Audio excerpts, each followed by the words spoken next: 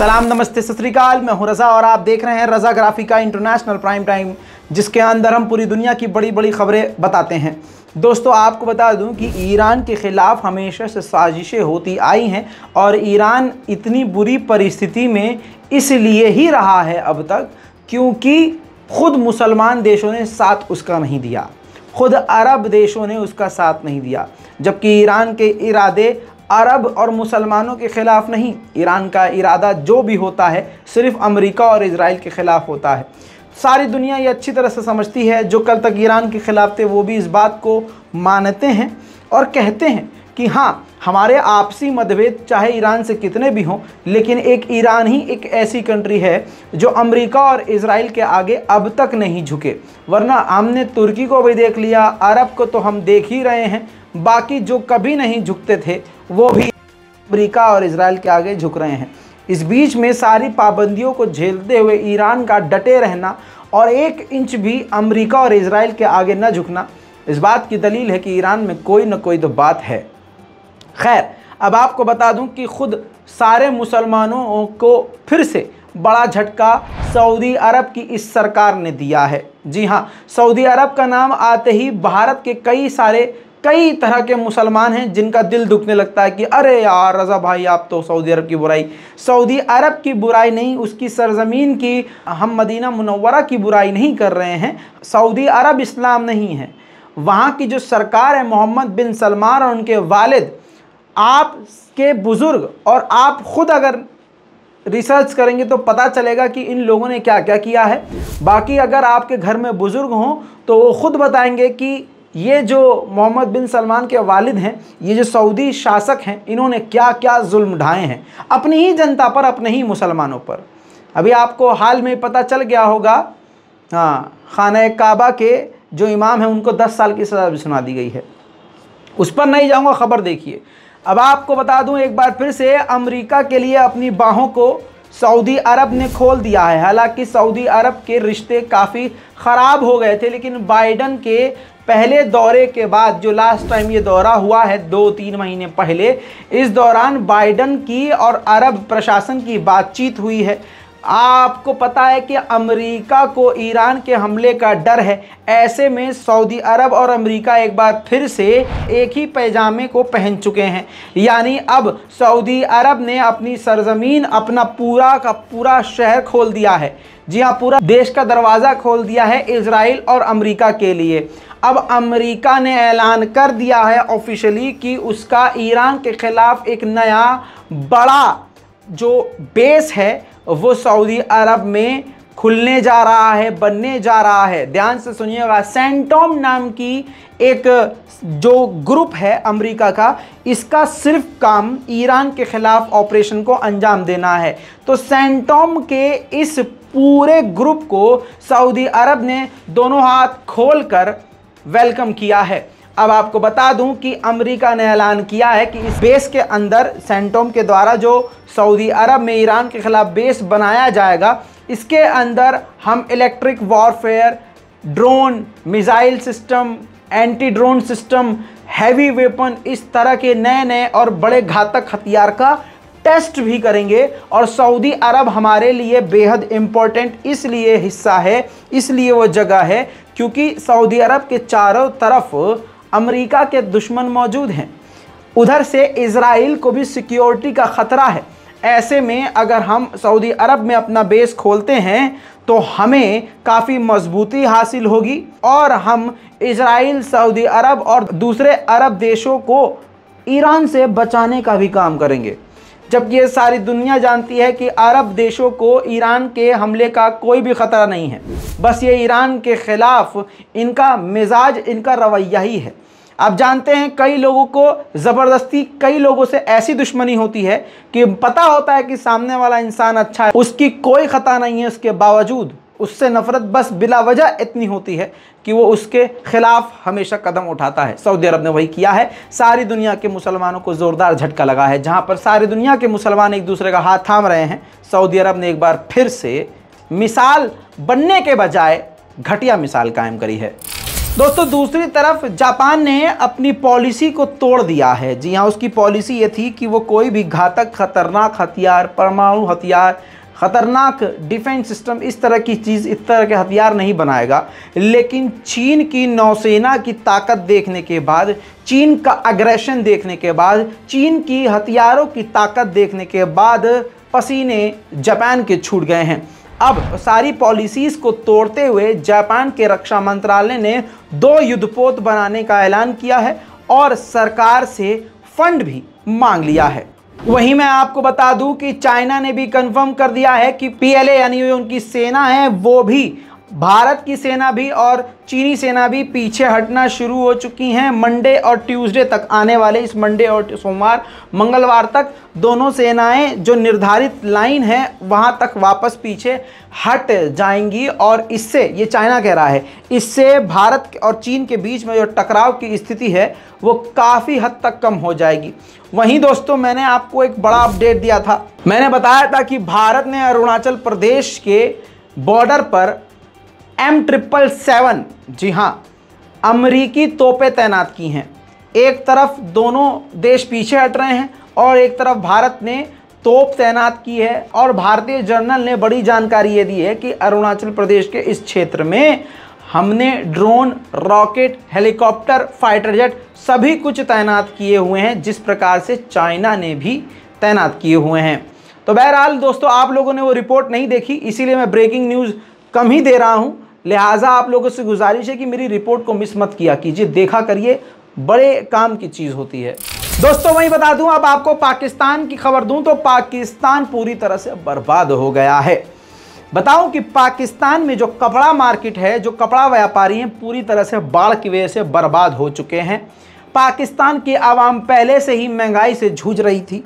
पाकिस्तान की आवाम को इमरान खान से थोड़ी बहुत उम्मीदें थीं और इमरान खान जमकर लगातार अपने लोगों के लिए, अपने देश के लिए काम कर रहे थे। इसी बीच में नई सरकार जो आई है, अमरीकी सरकार, जिस शहबाज शरीफ ने एक झपट्टे में इमरान खान की कुर्सी छीन ली और ज़बरदस्ती अपनी सरकार बना ली। पहले ये आवाम को झटका लगा, दूसरा उनकी उम्मीद टूटी, तीसरा इमरान खान पर केसेस दायर कर दिए गए, चौथा पूरे पाकिस्तान में बवाल छिड़ गया, पांचवा बवाल ये हुआ कि तहरीक तालिबान पाकिस्तान ने सीज़ फायर ख़त्म कर दिया, छठा मामला अब ये हुआ कि वहाँ पर बाढ़ आ गई। बाढ़ ऐसी आई कि जिनके छोटे मोटे बिजनेस चल भी रहे थे वो भी डूब गए। पाकिस्तान में ऐसा कोई बिजनेस नहीं है इस वक्त जो ठीक चल रहा हो। पाकिस्तान की आवाम बेहद परेशान है। देखिए, सरकारें आपस में लड़ती हैं और एक दूसरे से लड़वाती हैं, लेकिन इन सब चीज़ों के बीच में आम जनता, आम लोग बुरी तरह से फंसते हैं। पाकिस्तान के आवाम बुरी तरह से इतनी परेशान है, जानकारी के लिए बता दूं, नए आंकड़े आ गए हैं, 1400 लोग इस बाढ़ की वजह से मारे गए हैं जो पाकिस्तान में बाढ़ आई हुई है। और इतना मामला ख़राब है कि पाकिस्तान पहुंच चुके हैं यूएन के चीफ एंटोनियो गुटेरेस और उन्होंने पूरी दुनिया से गुजारिश की है कि पाकिस्तान की मदद की जाए। उन्होंने पाकिस्तान के कई बाढ़ के इलाकों में दौरा किया और उसके बाद ये बयान दिया कि पाकिस्तान की हालत बेहद ख़राब है। दोस्तों, इसी के साथ तस्वीरें आपके स्क्रीन पर मौजूद हैं। एंटोनियो गुटेरेस ने पाकिस्तान के नए प्रधानमंत्री समेत सभी अफसरान से मुलाकात करी और कहा कि पाकिस्तान में अब तक बाढ़ से $30 बिलियन का नुकसान हो चुका है। दोस्तों, ये बहुत बड़ी रकम है, पाकिस्तान जैसे देश के लिए काफ़ी बड़ी रकम है। अब जैसा मैं आपको बता चुका हूँ वो रिपोर्ट, अब ये देखिए, पाकिस्तान की टेक्सटाइल कंपनी पूरी तरह से बर्बाद हो चुकी हैं, जितनी भी इंडस्ट्री हैं बेकार हो चुकी हैं। तो अब ये ट्रेड जो बॉडी है, यानी जो ट्रेड की संस्थाएं हैं, जो बिजनेस करती हैं, व्यापार करती हैं, वो संस्थाएं हैं, वो सब की सब सरकार के पास, पाकिस्तान सरकार के पास गई हैं और उन्होंने कहा है कि हमें अलाउ कीजिए कि हम भारत से कॉटन खरीद सकें। वहीं नॉर्थ कोरिया के तानाशाह माने जाने वाले किम जोंग का बड़ा बयान आ गया है। कई देशों का उन पर ये दबाव था, जैसे कि साउथ कोरिया, अमेरिका, जापान, कई सारे देश मिलकर नॉर्थ कोरिया से कह रहे थे कि आप परमाणु बम ख़त्म कर दीजिए और परमाणु और ये ख़तरनाक जो गाइडेड मिसाइलें और लगातार आप ख़तरनाक जो रॉकेट और हथियार बना रहे हैं इसको बनाना बंद कर दीजिए।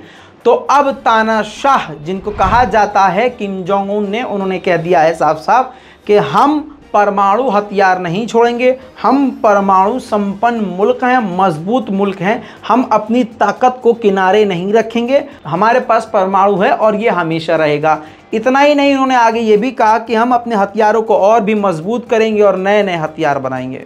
लो कर लो बात। दोस्तों इसी के साथ ये देखिए तस्वीर, ये कहीं और की नहीं, अमेरिका के कैलिफोर्निया की तस्वीरें हैं। अब तक 7000 हेक्टेयर ज़मीन से ज़्यादा एरिया ये पूरा जल चुका है, लाखों लोग बेघर हो चुके हैं क्योंकि ये आग आम लोगों के इलाके तक पहुंच रही है और ये आग पर काबू अभी तक अमेरिका नहीं पा पाया है। बड़ी मुश्किल में अमेरिका फंस चुका है। वहीं दोस्तों इसी के साथ तालिबान से जुड़ी बड़ी खबर, GAAC जो संस्था है, एक कंपनी आप समझ सकते हैं, ग्रुप जो है वो अबू धाबी का है। उसने, आपकी स्क्रीन पर देखिए, उस संस्था, उस ग्रुप ने, उस नेटवर्क ने अब तालिबान से कॉन्ट्रैक्ट साइन कर लिया है कि अब पूरा का पूरा एयर ट्रैफिक अफगानिस्तान का ये कंट्रोल करेगी, क्योंकि तालिबान ये चाहता है कि दुनिया भर की फ्लाइट्स उसके ऊपर से आए जाएं और अफगानिस्तान का जो ये रिश्ता है दूसरे देशों से नॉर्मल हो, तालिबान की दूसरे देशों से बात हो। जनरल नॉलेज के लिए बच्चों को बता दूं कि आप सोच रहे होंगे कि इससे क्या फ़ायदा है, अफगानिस्तान के ऊपर से अगर कोई जहाज़ गुजर गया तो फ़ायदा क्या है। देखिए एयर ट्रैफिक होता है, जो बॉर्डर है ये अफ़गानिस्तान है और ये समझ लीजिए अफ़गानिस्तान का बॉर्डर है दोनों तरफ। यहाँ से कोई जहाज़ जाएगा तो उसको हमारे यहाँ यानी अफ़गानिस्तान से या तालिबान से परमिशन लेनी पड़ेगी कि हम आपके ऊपर से उड़कर चले जाएं। तो इसके लिए ना किराया जाता है दूसरे देशों को, हिंदुस्तान की, पाकिस्तान की, अमेरिका की, किसी भी देश की कोई भी फ़्लाइट किसी देश के ऊपर से जाती है तो उसका किराया, उसका रकम जो है उस देश को मिलता है जिसके ऊपर से ये जाते हैं। समझ में आया? तो तालिबान को एक मोटी रकम मिलेगी, पैसे से मजबूत होगा और दूसरे देशों से उसके ताल्लुकात अच्छे होंगे। वहीं बड़ी खबर आपको बता दूं कि अफगानिस्तान में साउथर्न इलाके में हेलमंद का जो इलाका है वहां पर तालिबान का मिलिट्री बेस जो था उस पर ड्रोन स्ट्राइक हुआ है, जिसके बाद देखिए ये हालात हैं। अभी जानकारी एडिशनल नहीं आई है कि किसका हमला था, लेकिन ड्रोन का इस्तेमाल तो नहीं करता है दाइश, तो शक अमेरिका की तरफ जा रहा है। वहीं इराक ने बड़ी जानकारी दी है। इराक ने कहा है कि हमारे पास रिक्वेस्ट आई है कई देशों की तरफ से, खासकर एशिया की तरफ से भी हम पर दबाव है, रिक्वेस्ट है कि ज़्यादा से ज़्यादा हम तेल निकालें। आप जानते हैं रूस पर पाबंदी लगने से कई सारे देशों को, बल्कि पूरी दुनिया को ही गैस तेल की कमी हो रही है। तो आपको बताऊं, इराक ने कहा है कि हमसे रिक्वेस्ट कई देश कर रहे हैं कि हम ज़्यादा तेल निकालें। भारत और चीन को लेकर उसने कहा है, इराक ने, कि भारत और चीन हमसे सबसे ज़्यादा मात्रा में गैस और तेल ले रहे हैं।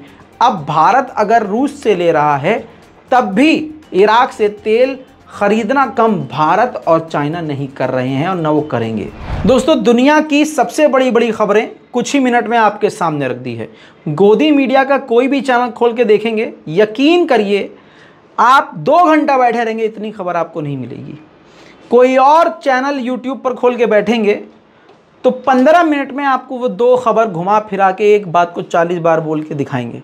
इसलिए आपसे कहता हूं कि हम जो कोशिश करते हैं, हमारी एक वीडियो में इतना कंटेंट और इतनी खबर होती है कि मेरे जो दूसरे यूट्यूबर्स दोस्त हैं वो कहते हैं रज़ा भाई आप यार टुकड़े में डाला कीजिए, आपकी अर्निंग भी सही होगी, व्यूज़ भी सही आएंगे। लेकिन मेरे लिए सिर्फ पैसा इंपॉर्टेंट थोड़ी ना है भाई, जो मेरा काम का तरीका है वो यही है। मेरे बुज़ुर्ग लोग हैं, ख़ासकर वो ऑडियंस जिनको बाहर की खबरें चाहिए होती हैं, उनको कहीं नहीं मिलती हैं खबरें, फिर उनको मोबाइल भी चलाना नहीं आता।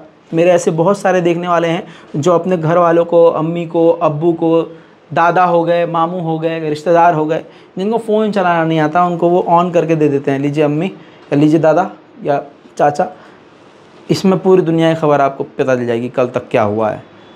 तो ये मेरी ऑडियंस है, इसको मैं पकड़ के रखना चाहता हूँ। तो दुआओं में याद रखिए, रिपोर्ट को शेयर कीजिए, चैनल को सब्सक्राइब कीजिए। जय हिंद।